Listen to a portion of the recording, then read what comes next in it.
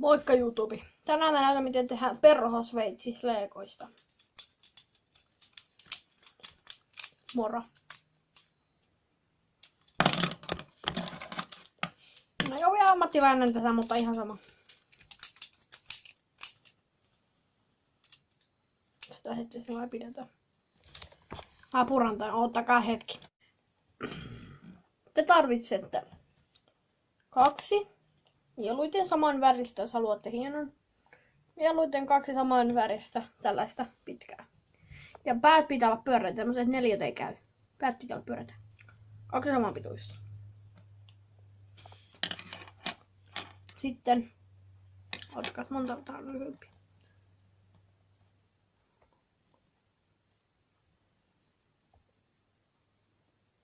Tää on 13 tää pitempi.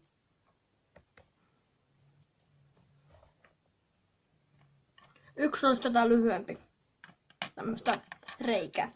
Sitten tarvitsette 2 tällaista teen-muotoista juttua. Näitä kaikkien voi olla sinisiäkin, mutta tällaiset. Mutta mä käytän eri värisiä, on helpompi tehdä. 2 tällaista. 2 sinistä. Sitten tähän pistetään ei, vaan ollaan tuohon tollain 2. Siihen tuohon 2 keskimmäiseen. Tämmöisiä on 3, mutta ihan sama. Nyt noihin 2 keskimmäiseen se pitäisi näyttää nyt tältä tää rakennelma.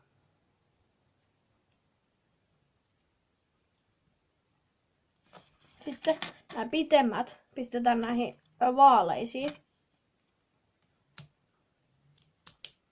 Tällainen. Sitten tää lyhyempi näihin 2 siniseen kiinni. Mä 2 siniseen kiinni.